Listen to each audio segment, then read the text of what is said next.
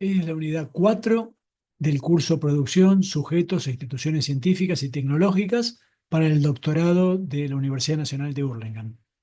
En esta unidad 4 vamos a ver algunas cosas sobre el currículum científico y sus normalizaciones, el CGB, el CBR y el CIGEBA, algo sobre evaluación de las actividades de investigación y desarrollo, la discusión bibliométrica, criterios de evaluación de las instituciones, proyectos e investigadores e investigadoras y tipos de reuniones científicas.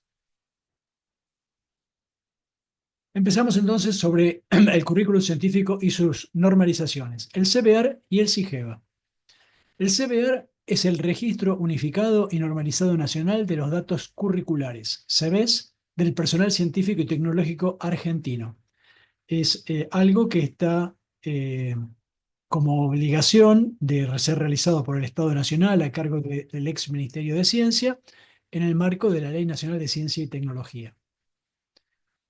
Para poder ingresar al CBR hay que completar unos datos preliminares para obtener un usuario. Hay que registrarse. Para eso hay que ingresar nombre, apellido, sexo, nacionalidad, quito quil, fecha de nacimiento, nombre de usuario y correo electrónico. Es muy importante que revisen bien esto, porque una vez que esté ingresado no se puede editar por el usuario cuando terminó el proceso de registración y hay que, digamos, al enviar esos datos, el sistema manda una contraseña provisoria a la casilla de correo, eh, a una casilla de correo que después sí se puede cambiar la casilla de correo, pero los datos ya no. Tendría que escribir uno a la gente que administra el CBR pidiendo que se cambien datos, es toda una complicación. Así que este primer paso es muy importante que lo revisen, que no hayan cometido un error de tipeo. Una vez que uno pasó la etapa de registración, le llegó el mail para la verificación, ingresó y demás, entonces aparece una pantalla de este tipo. La navegación del sistema se realiza a través de un primer nivel de solapas ubicada en la parte superior, esta que dice principal, eh, datos personales, formación, cargos, antecedentes, producciones y servicios y otros antecedentes. Esta primera solapa, si uno tocando esto cambia todo lo que aparece más abajo. Las mismas dividen temáticamente las opciones para navegar en grandes bloques. Luego hay un segundo nivel de navegación que presenta diferentes opciones de link navegables que subdividen en diferentes ítems conceptuales a cada una de las solapas. Por ejemplo, en principal tenemos instructivos, compartir formularios y asignar colaborador. Uno toca estas cosas, cambian la pantalla que aparece más abajo. Y finalmente, este tercer nivel, el tercer bloque, que es el nivel de formularios, que contiene un conjunto de campos específicos correspondiente a cada uno de los antecedentes particulares posibles de ingresar en el sistema. Entonces, por ejemplo, uno toca acá en la solapa formación, formación académica, es decir, ya está en la solapa grande. Pues primero, hay un botón acá que dice importar. Importar permite traer datos ingresados en alguno de los SIGEVA. Entonces, si uno elige, por ejemplo, la opción formación, podría ser cualquiera, y la opción formación académica, en ese aparece formación académica, nivel universitario de posgrado de doctorado, nivel universitario de posgrado de maestría, nivel universitario de posgrado de especialización, nivel universitario de grado. Entonces, acá lo que ven es, hay una letrita, y eso es confuso, hay algo que dice nuevo, que está en el nivel de títulos, pero sin embargo, esto que aparece acá no es un título, es un link. Si uno quiere, por ejemplo, acá, ingresar una maestría en el segundo nivel, tiene que tocar donde dice nuevo. Y ahí le habilita un renglón. Una vez que uno ingresó los datos de la nueva maestría y guarda, va a aparecer como esta de doctorado. Es decir, aparece un registro con fecha de ingreso, fecha de egreso, la institución donde se cursó, la carrera, y ahora sí aparecen no solo uno nuevo que agregaría una nueva línea, sino que dice editar o borrar. Si uno aprieta el link, esto es un link, el link borrar, borra el registro. Si aprieta el link editar, puede modificar la información que está acá. Y lo mismo con cada una de estas opciones. Esta, por ejemplo, es la parte de formación académica, etcétera. Una vez que uno cargó los datos de esta pantalla, no alcanza con haber puesto grabar cuando uno grabó una línea. Hay que asegurarse de apretar el botón guardar cuando haya terminado la carga o modificado un registro. Si uno no aprieta el botón guardar, la información que ingresó se pierde. El SIGEVA es otra cosa, es un sistema integral de gestión y evaluación, esas son las siglas de SIGEVA, es un conjunto de aplicaciones informáticas a las que se puede acceder de forma segura a través de una plataforma web, intranet, y por medio de un navegador de Internet. El SIGEVA tiene un módulo de banco de datos, de DCB, que es similar en estructura al CBAR, pero también tiene un módulo de presentación de convocatorias, módulo de gestión y control, módulo de evaluación, módulo de especialistas, módulo de decisión, etcétera, conectado con los datos. Tiene un módulo de compilación, un módulo de administración de repositorio, etcétera. Todo esto es el SIGEVA. Y tiene un módulo de interoperabilidad que comunica con los SIGEVA de universidades y otras instituciones y con el CBER. ¿Cómo lo comunica? De esta manera. El SIGEVA se puede conectar con alguno de los SIGEVA de todas estas universidades públicas, con alguno de los SIGEVA de las universidades privadas, con Flaxo, por ejemplo, que es un organismo internacional, con otros organismos como la SIC de la provincia de Buenos Aires, CITEDEF, la Fundación Miguel Lillo, etc. O puede comunicarse con el CBER. Y a su vez, el CBER permite mandar datos, esta flecha no es bidireccional, es unidireccional, mandar datos a CONEA para las acreditaciones de carreras, etcétera, para las evaluaciones, y al formulario de presentación del programa de incentivo de investigadores. Como se muestra acá, el único SIGEVA que conecta con todo es el SIGEVA CONICET.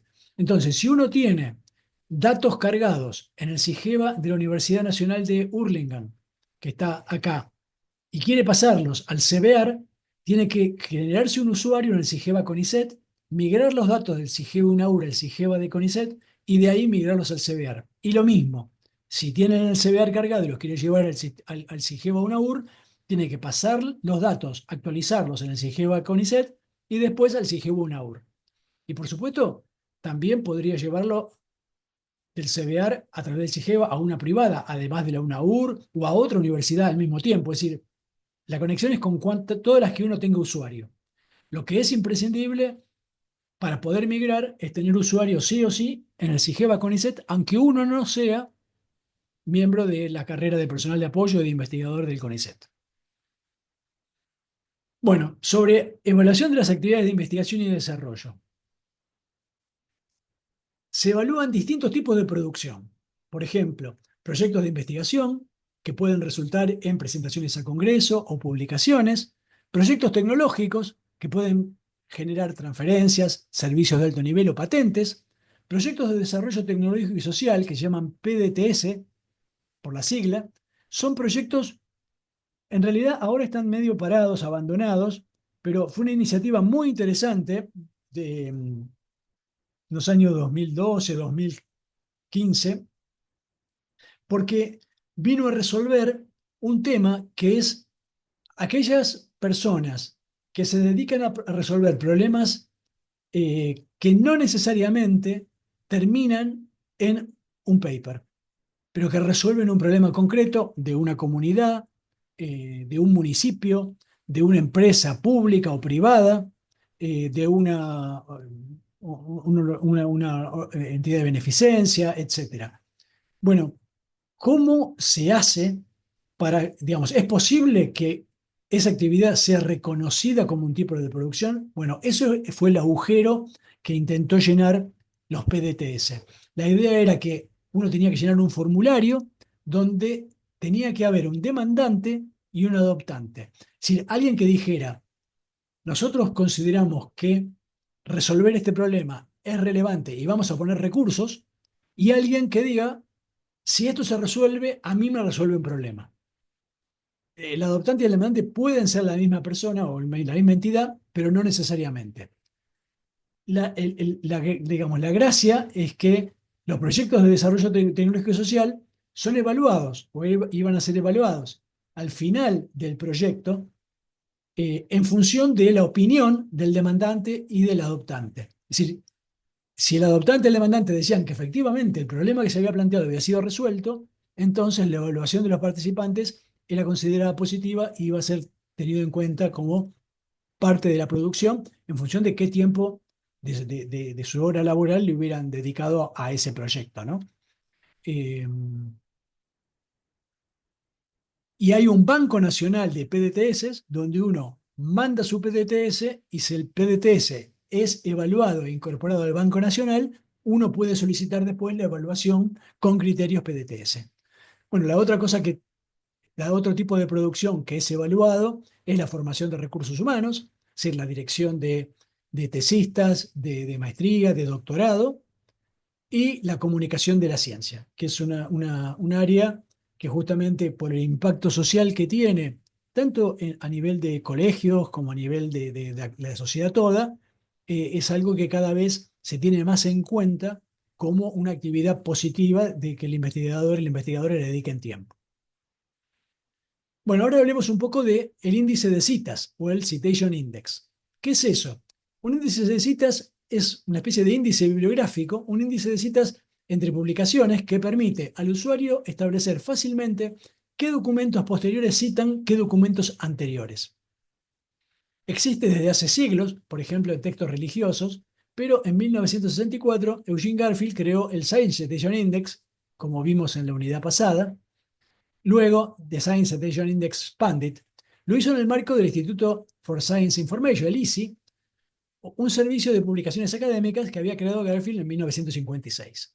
El ISI también publica anualmente el Journal of Citation Reports, JCR, que enumera el factor de impacto de cada una de las revistas que analiza.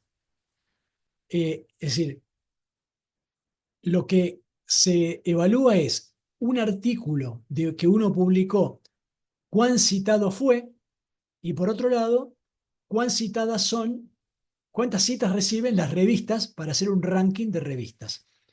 Luego se puso en línea el Web of Knowledge, que después se pasó a llamar Web of Science, y hoy es propiedad de Clarivate, empresa que compró la propiedad intelectual de Thomson Reuters. Bueno, un poco sobre métrica de publicaciones, citaciones y de revistas. Sobre métrica de publicaciones.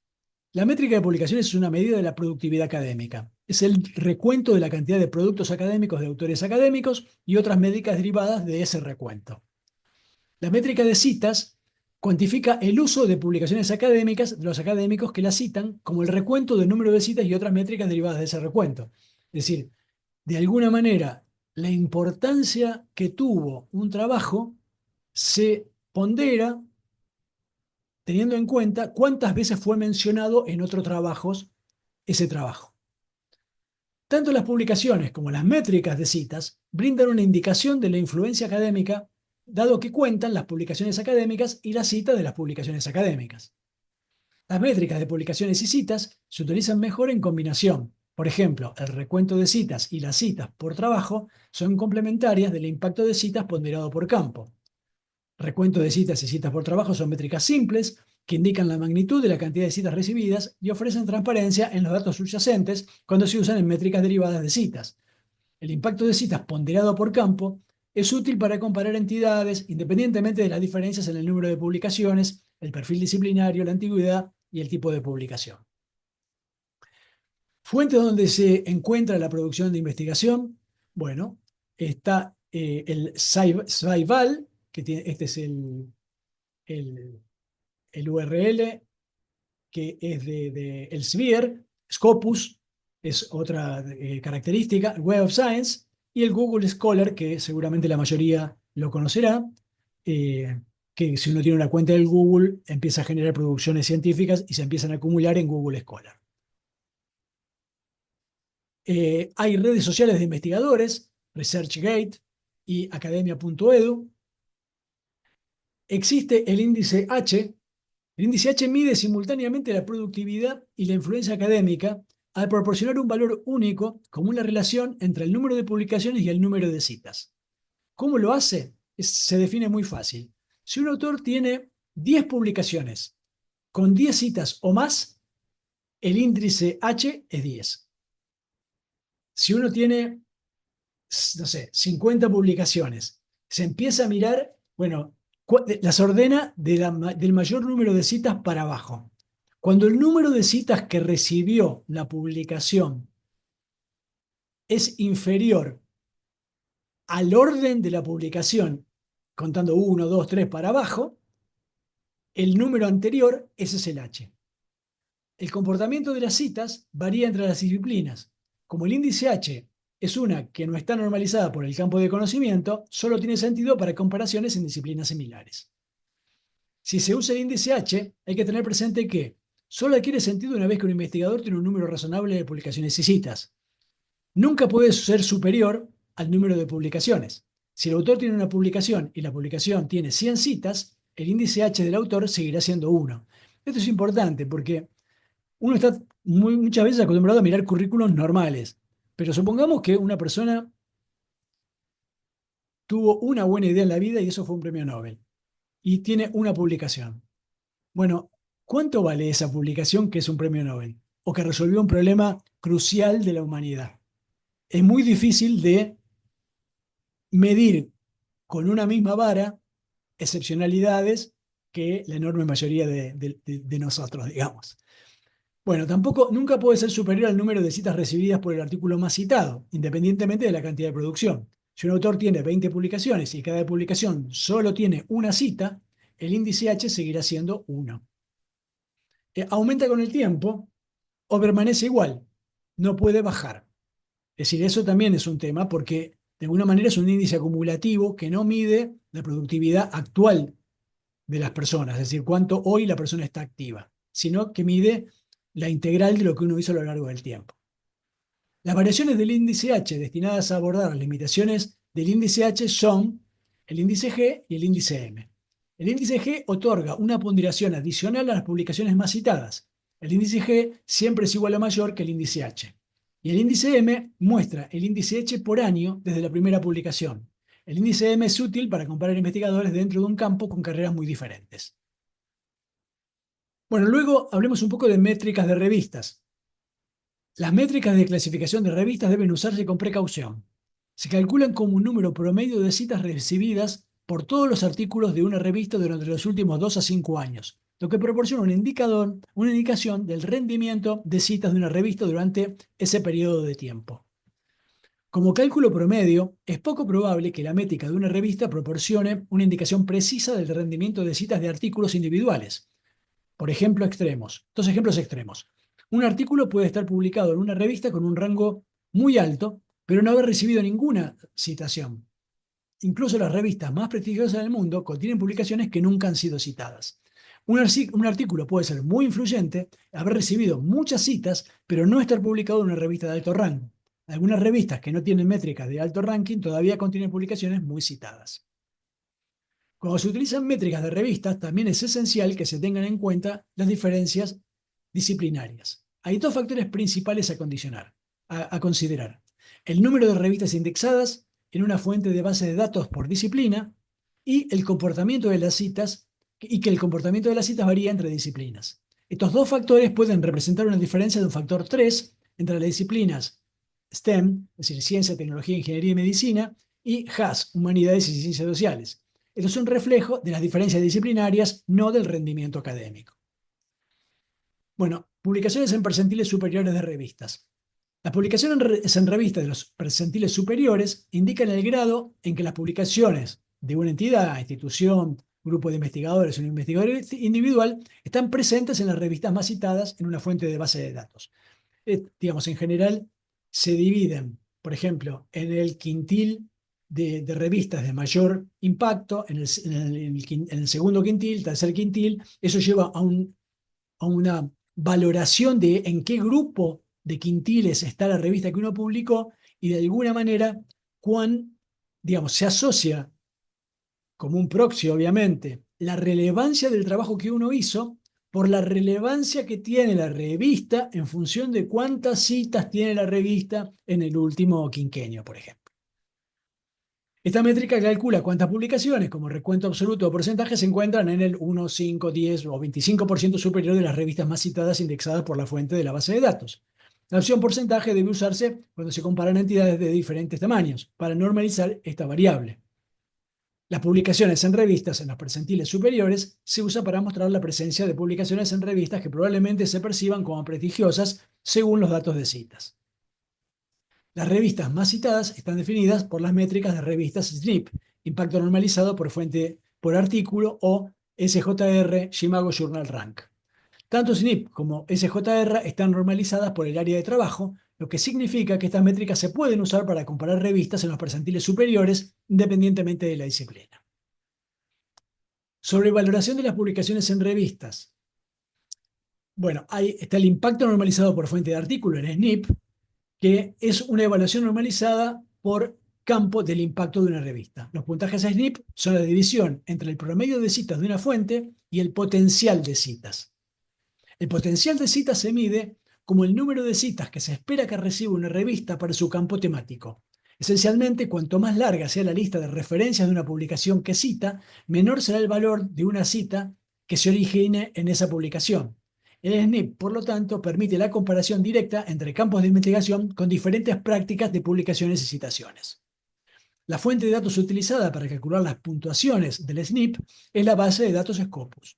El SNP se calcula como el número de citas dadas en el presente año a publicaciones de los últimos 3 años, dividido por el número total de publicaciones de los últimos 3 años.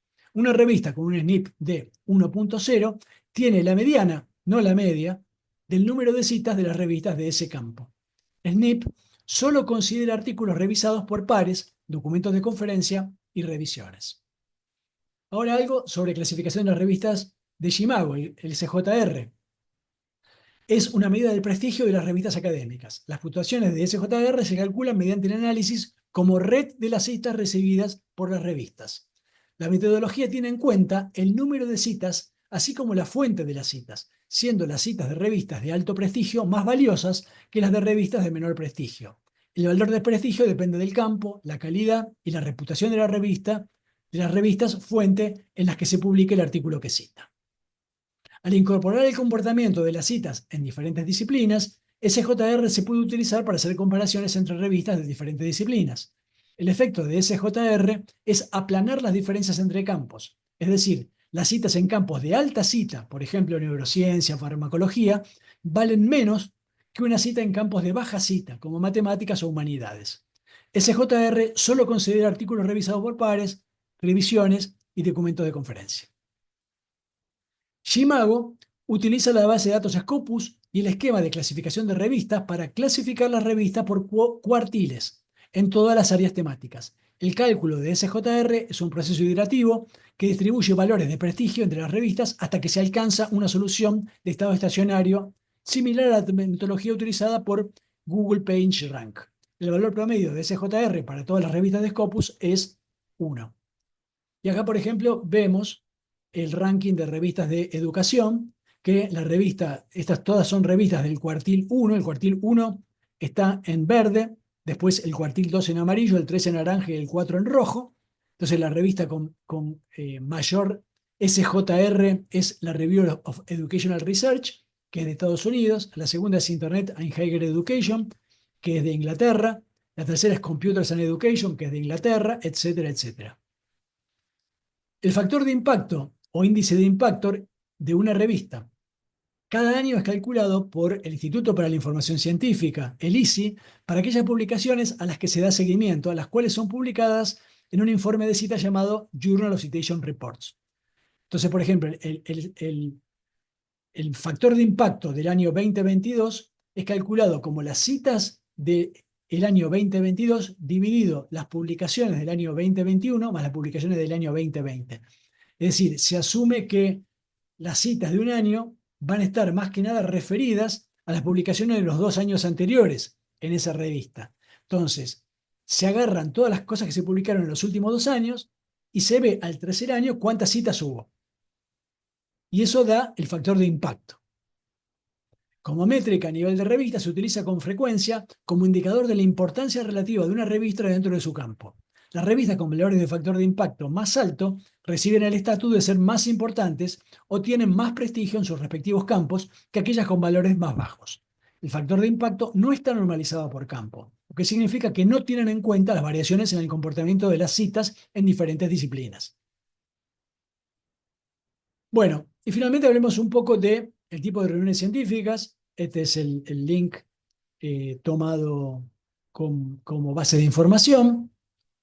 Tenemos charlas que consisten en una exposición de carácter simple, generalmente con propósitos de divulgación e información, sobre diferentes tópicos tratados sin mayor profundización. No se precisa de requisitos previos para asistir a ella.